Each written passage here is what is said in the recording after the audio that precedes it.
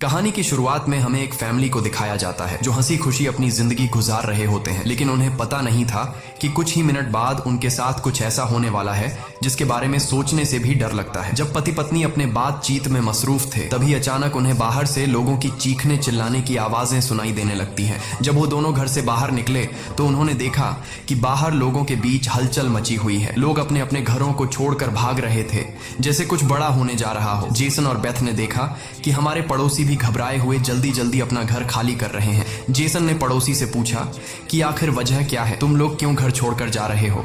लेकिन वो लोग इतने जल्दी में थे कि उन्होंने जेसन की बात का कोई जवाब नहीं दिया। वहीं उन्होंने देखा कि पड़ोसी का बेटा भी अपना सामान पैक कर रहा है। जेसन ने जब उस बच्चे से पूछा कि तुम लोग कहाँ जा रहे हो, तो उस बच्चे ने जवाब दिया कि मेरे पापा का एक दोस्त गवर्नमेंट ऑफिसर है। उन्होंने कहा कि एक बहुत ही जहरीला वायरस फैल चुका है जो एक नॉर्मल इंसान को मॉन्स्टर में बदल देता है। लेकिन तभी वहां उस बच्चे की माँ आ गई और उसे पकड़कर वहां से ले जाने लगी। जेसन ने उससे पूछा कि आखिर ये बच्चा किस वायरस की बात कर रहा है, जिस पर इस बच्चे की माँ ने कहा कि अभी बताने का वक्त नहीं है, अपनी वाइफ और बेटी को लो और इस शहर से जितना हो सके दूर निकल जाओ। ये सुनकर जेसन और बेथ बहुत ज्यादा घबरा गए। उसके बाद जेसन बिना सोचे समझे अपनी फैमिली को गाड़ी में बिठाकर शहर से बाहर ले जाने लगता है। मगर रास्ते में उन्होंने देखा कि जो पड़ोसी भाग रहे थे वो वापस लौट रहे हैं। ये देखकर उन्हें और भी अजीब लगने लगा। आगे जाकर ये लोग ट्रैफिक में फंस जाते हैं। जब जेसन और उसकी फैमिली गाड़ी से बाहर उतरे तो उन्होंने देखा कि शहर से बाहर निकलने वाला अकेला रास्ता पुलिस ने बंद कर दिया है। आसमान में यहाँ वहाँ हेलीकॉप्टर्स पहरा देने लगे। लोगों को बताया जाने लगा कि शहर में एक जहरीला वायरस फैल गया है और तुम लोगों को जल्दी से घर वापस लौटना चाहिए। ये बात सुनकर जेसन को कुछ अजीब लगा कि जब शहर में वायरस फैल गया है तो लोगों को शहर से बाहर निकालने के बजाय उन्हें शहर में ही क्यों रहने को कहा जा रहा है। तभी अचानक पास की पहाड़ से एक बड़ा सा पत्थर उनके कार पर आ गिरा। ये देखकर वो लोग बहुत ज्यादा घबरा गए। पहाड़ हिलने लगा। तभी उस पहाड़ के पीछे से 2 मिलिट्री के फाइटर जेट्स निकलकर शहर की तरफ बढ़े। वो 2 फाइटर जेट्स पूरे शहर पर बमों की बारिश करने लगे, जिससे पूरा शहर राख में बदल गया। जेसन की वाइफ बेथ को फौरन समझ आ गया कि अगर वो पुलिस की बात मानकर घर लौट जाते तो उनका अंजाम बहुत बुरा होने वाला था। उसके बाद वो फाइटर जेट्स सड़क पर मौजूद लोगों की तरफ बढ़ने लगे। ये देखकर सभी लोगों में हलचल मच गई। अब सबको समझ आया कि गवर्नमेंट उन्हें मारना चाहती है। सभी अपनी जान बचाने के लिए यहाँ वहाँ भागने लगे। पर जेसन और बेथ को समझ आया कि वो कहीं भी भाग लें, वो फाइटर जेट्स उन्हें मारकर ही रहेंगे। तभी बेथ ने पीछे मुड़कर पहाड़ पर एक स्कूल देखा और उसे लगा कि बचने के लिए वो जगह बेहतर रहेगी। जिसके बाद जेसन, बेथ और जोई को लेकर स्कूल की तरफ पहाड़ पर चढ़ने लगे। पीछे ब्रिज पर मौजूद लोगों पर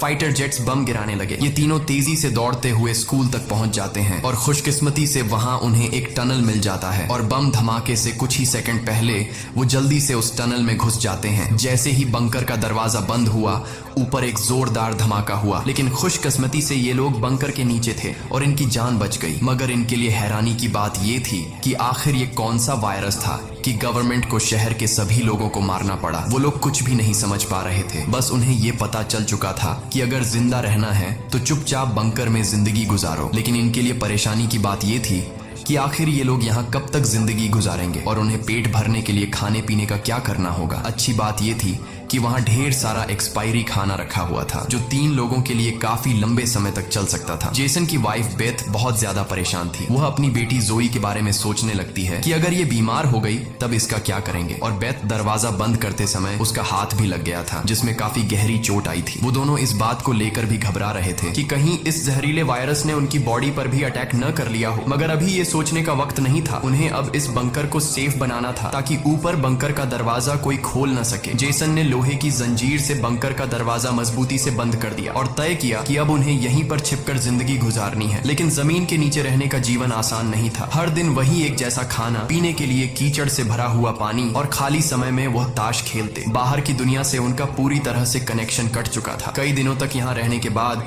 वो लोग बहुत ज्यादा इस बंकर में तंग हो चुके थे। लेकिन वो क्या करते, अगर ऊपर जाते तो उनकी जान नहीं बच पाती। इस जीवन ने जेसन के परिवार को मानो इस दुनिया के अंत का एहसास दिलाया। जोई ने अपने पापा से पूछा, पापा हम यहाँ कब तक रहेंगे? जेसन के पास इस बात का कोई जवाब नहीं था। उसने अपनी बेटी से बस यही कहा, जब बाहर वायरस चला जाएगा तभी हम बाहर जाएंगे। वो अपनी बेटी की आंखों पर उंगलियां रखकर बाहर की दुनिया उससे इमेजिन करवाता है। इस तरह से दिन गुजरते गए और फिर महीने। उन्हें नहीं पता था कि बाहर निकलने के इंतजार में उन्हें यहाँ इस बंकर में 300 से भी ज्यादा दिन गुजर चुके हैं। जोई अपनी माँ की बनाई हुई पेरिस्कोप से बाहर की दुनिया को देखती है। बाहर चारों ओर बस तबाही का मंजर नजर आ रहा था, जैसे ये पूरी दुनिया जलकर राख हो गई हो। वहाँ किसी भी इंसान का नामो निशान तक नहीं था। ये सब देखकर उस छोटी बच्ची को लगने लगा कि शायद हम इस दुनिया के आखिरी बचे हुए लोग हैं। माँ ने उसे दिलासा दिया कि तुम ऐसा मत सोचो, शायद तुम्हारे दोस्त भी हमारी तरह कहीं छुपे हुए हों। अब रात हो चुकी थी और डिनर का समय हो चुका था। उनके पास अब खाना भी कम बचा हुआ था, इसीलिए वो तीनों थोड़ा सा खाना खाकर काम चला रहे थे। लेकिन आज जोई की जिद पर उसे पूरा एक कैन का डिब्बा दिया गया। जोई ने जब टिन का डिब्बा खोला तो उसने देखा कि टिन का डिब्बा अंदर से खाली है। इस डिब्बे के पीछे की तरफ एक छोटा सा छेद था, शायद कोई चीज इसमें से खाना चुरा गई थी। बेथ ने सारी बची हुई डिब्बों की जांच की तो पता लगा कि पूरे 12 डिब्बे खाली थे। ये देखकर वो बहुत ज्यादा परेशान हुए, क्योंकि ये तो उनके 2 हफ्तों का राशन था। बेथ ने वेंटिलेशन जाली की तरफ देखा और अंदाजा लगाया कि शायद कोई चूहा अंदर आकर खाना ले गया। बेथ ने कहा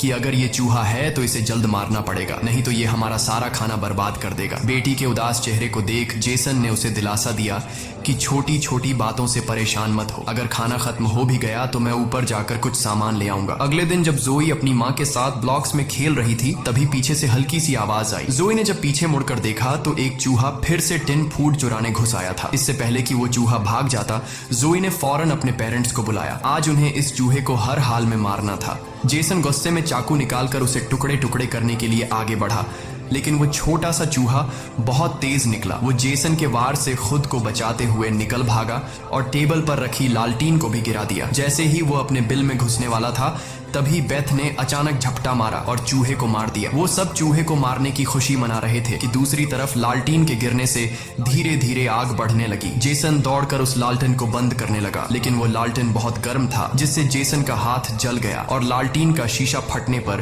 पूरे टेबल में आग लग गई। बेथ ने पर्दा फाड़कर आग बुझाने की कोशिश की। जेसन ने नल से आधी बाल्टी पानी निकालकर उस आग पर डाला। जैसे तैसे करके उन दोनों ने उस आग को बुझा लिया, लेकिन खतरा अभी टला नहीं, बल्कि अब उनके लिए और भी मुश्किल बढ़ने वाली थी, क्योंकि आग तो वो लोग बुझा चुके थे, मगर आग से निकलने वाले धुएं ने पूरे बंकर को धुएं से भर दिया था और वो धुआं धीरे धीरे वेंटिलेशन जाली से ऊपर की तरफ निकल रहा था। ये देखकर वो सब घबरा गए, क्योंकि ये धुआं उनका वहां होने का ठिकाना जाहिर कर रहा था। अब सब लोग सांस रोककर बैठे थे। जेसन ने कहा कि शायद रात का अंधेरा धुएं को छुपा लेगा और किसी को हमारे ठिकाने के बारे में पता नहीं चल पाएगा। वो तीनों डर के साए में पूरी रात जागते रहे। अगली सुबह उन्होंने खुद के तसल्ली के लिए पेरिस्कोप से बाहर झांक कर देखा तो उनके पैरों तले जमीन खिसक गई। उन्होंने देखा कि बाहर तो पूरा धुएं का गुबार उठा हुआ था। ये देखकर उन लोगों की बेचैनी बढ़ने लगी। उन्हें पूरा यकीन हो गया था कि उनके ठिकाने का राज खुल चुका है। तभी बीत ने कहा कि अगर धुआं उठा है तो उस पास राख भी जमा हुआ होगा, जिसकी जांचबीन करते हुए हमारे ठिकाने का पता चल सकता है। इसीलिए अब हमें राख की सफाई करनी होगी। जिसके बाद पति पत्नी ने बाहर जाकर सफाई करने का फैसला किया। जाने से पहले जेसन ने अपनी बेटी जोई से कहा कि जोई, मुझे प्रॉमिस करो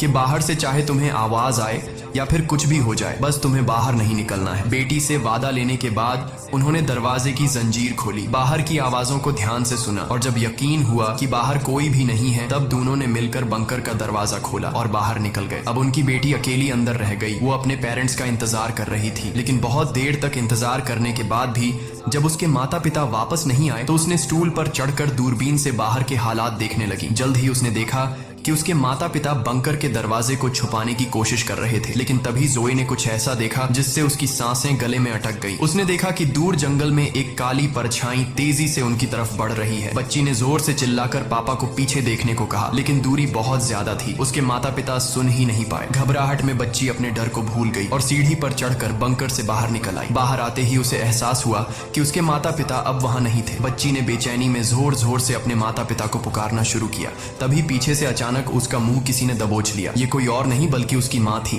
कुछ सेकंड्स बाद एक जंगली हिरण का झुंड तेजी से वहां से गुजरा। हालांकि वो तीनों बाल बाल बचे, लेकिन बीत का डर और ज्यादा बढ़ने लगा। इन हिरणों का इस तरह भागना जरूर किसी खतरनाक चीज से बचने की कोशिश थी।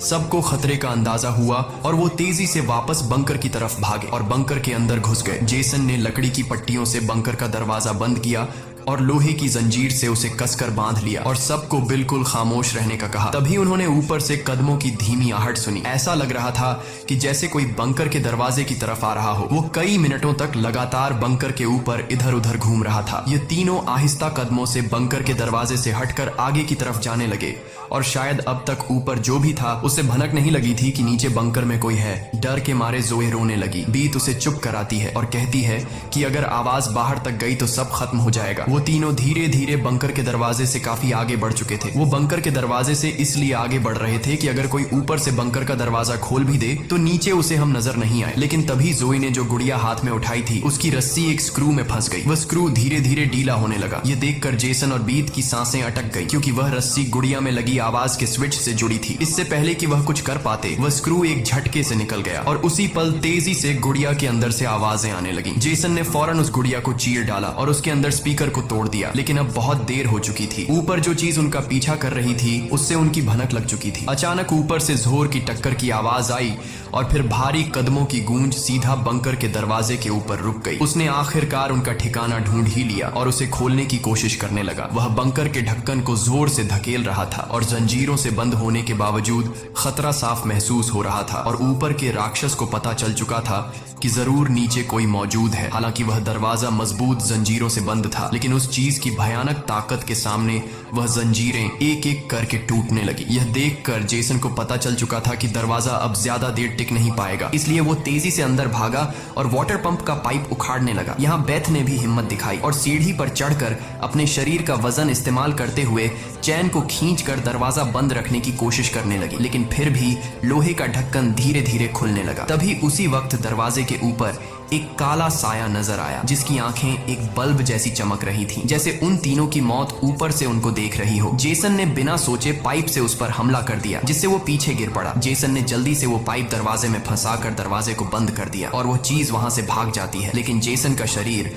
अब भी बुरी तरह कांप रहा था। वह कभी सोच भी नहीं सकता था कि बाहर की दुनिया में न सिर्फ बेरहम सोल्जर्स थे, बल्कि खतरनाक राक्षस भी घूम रहे थे। वह पूरा परिवार सीढ़ियों के पास मायूस बैठ जाता है, क्योंकि अब उनका ठिकाना उजागर हो चुका था। अब किसी भी वक्त उन पर हमला हो सकता था और उन्हें इस बात का अंदाजा भी हो चुका था कि इस बार तो एक आया था, लेकिन अगली बार जब वो आएंगे तो उनकी तादाद काफी ज्यादा होगी और हम उनके सामने कुछ नहीं कर पाएंगे। थोड़ी देर बाद अचानक अलमारी हिलने लगी। जेसन और बेथ समझ गए कि उसने अपने बाकी साथियों को भी बुला लिया है। ऊपर से तेज कदमों की आवाजें सुनाई देने लगी, मानो हजारों जीव उनके सिर पर दौड़ रहे हों। फिर वह सभी बंकर के दरवाजे पर इकट्ठा हो गए। उनके डर से नीचे जेसन, बेथ और जोए कांप रहे थे। तभी उन्होंने अचानक एक जबरदस्त हमला शुरू कर दिया। इस बार की ताकत पहले से कहीं ज्यादा थी। मजबूत लोहे का दरवाजा टूट कर नीचे गिरा और बंकर के दरवाजे पर ढेर सारी आंखें चमकने लगी, जिसे वह लोग डर के मारे पीछे की तरफ भागने लगे। लेकिन वह राक्षस भी उनके पीछे चलते आ रहे थे। बेथ ने अपनी तेल की लैंप फेंक दी और उनके और अपने बीच पर्दे में आग लगा दी और अलमारी को पकड़कर दोनों ने उनके बीच रास्ते को ब्लॉक कर दिया। वह सभी तेजी से बंकर के अंदर की तरफ भागने लगे, पर वह लोग जानते थे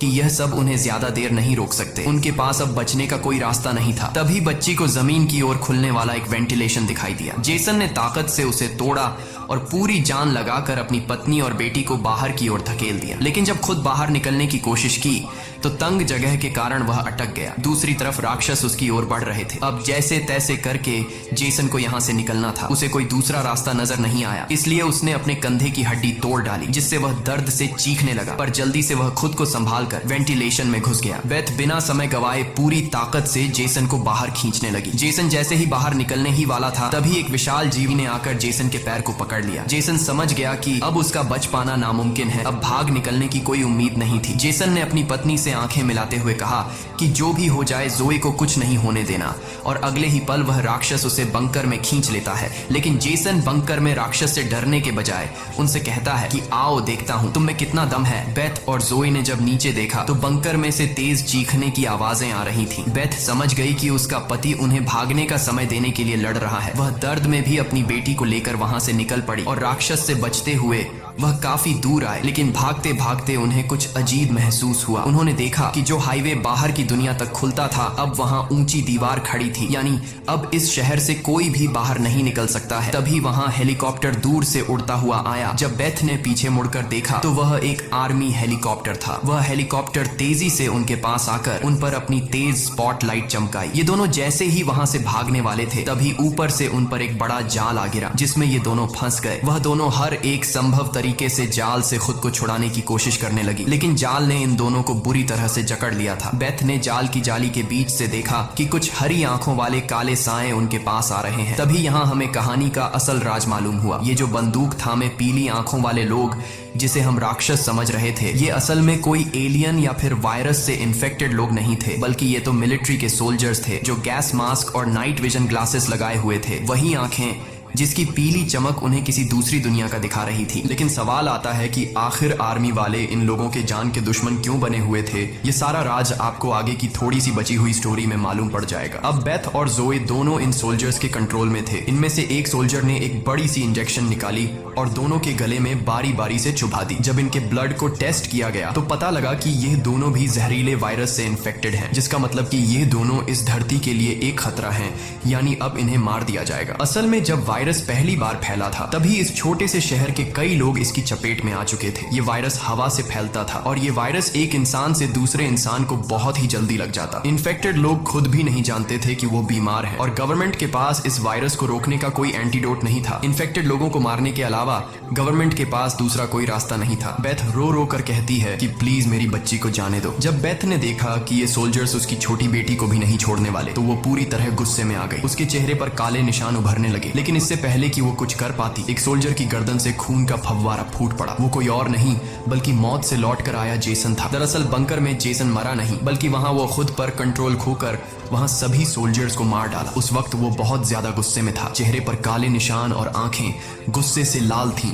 और उसके जिस्म की ताकत कई गुना बढ़ चुकी थी और साफ दिख रहा था कि वो अब पहले वाला जेसन नहीं बल्कि वह एक अलग रूप में दिखाई दे रहा था। वो सोल्जर्स पर झपट झपट कर उन्हें मारने लगा, लेकिन वह गर्म हथियारों की गोलियों को नहीं रोक पाया और जमीन पर गिर गया। जब वो सोल्जर बेथ और जोई की तरफ बढ़े तो वह दोनों जाल तोड़कर भाग चुकी थीं। सोल्जर्स उन्हें यहाँ वहां ढूंढने लगे, लेकिन उन्हें ये अंदाजा नहीं था कि बेथ भी एक राक्षसी रूप में बदल चुकी थी। उसने जोई को एक कार के अंदर छुपा दिया और खुद उन सोल्जर्स से लड़ने लगी। उसने कई सोल्जर्स को मार गिराया और फिर खुद भी गोली लगने से कार की छत पर गिर पड़ी। अंधेरे में छुपी उसकी बेटी ने यह सब देख लिया। अपने माता पिता की हालत देखकर वह भी गुस्से में आकर अपना आपा खो बैठी। एक छलांग में उसने एक सोल्जर को गिराकर उसका मास्क तोड़ दिया और उसे मारने ही वाली थी कि बेथ ने समय रहते उसे रोक दिया। वो नहीं चाहती थी कि उसकी बेटी भी एक दरिंदा बन जाए। बेथ ने उसे शांत किया। धीरे धीरे लड़की की नसों की हरियाली गायब हो गई और वो फिर से इंसान में बदल गई। लेकिन सोल्जर की किस्मत इतनी अच्छी नहीं थी। उसका सेफ्टी मास्क टूट चुका था और वो धीरे धीरे वायरस से इन्फेक्टेड हो गया। दूसरी तरफ जेसन की हालत बहुत गंभीर थी। उसने बेटी के चेहरे को देखकर अपने हाथ की 2 उंगलियां उसकी आंखों से फेरी और जेसन ने हमेशा के लिए आंखें बंद कर ली। उसी वक्त एक और हेलीकॉप्टर आ गया। बेथ अपनी बेटी को लेकर भागी। कबाड़ के ढेर से गुजरते हुए वो एक सुरंग में घुस गए। तभी वहां एक रोशनी उनकी आंखों पर पड़ी। देखने पर पता चला कि सामने वही पड़ोस का छोटा लड़का था जिसे हमने कहानी की शुरुआत में देखा था। फिर ये दोनों उसके पीछे चल पड़े। वो लड़का उन्हें एक गुफा जैसी टनल में ले पहुंचा जहां उस लड़के के माता पिता और भी कई सारे लोग छुपे हुए थे। असल में वहां उनके जैसे ही वायरस से इन्फेक्टेड लोग थे। जिंदा रहने के लिए वो सभी अंधेरे में चूहे जैसी जिंदगी गुजारने पर मजबूर थे। ये वायरस खतरनाक जरूर था लेकिन जानलेवा नहीं। ये वायरस इन्फेक्टेड इंसान के जिस्म पर तब ज्यादा जोर करता जब वो डर जाता या फिर गुस्से पर काबू नहीं रख पाता। लेकिन असल में उन लोगों ने खुद पर काबू पाना सीख लिया था। वो लोग शहर के सोल्जर्स को राक्षस समझते थे, लेकिन असल में वो खुद राक्षस थे। इसी के साथ ये कहानी खत्म हो जाती है। अगर वीडियो आपको अच्छी लगी हो तो हमारे चैनल को सब्सक्राइब और वीडियो को लाइक जरूर कीजिएगा।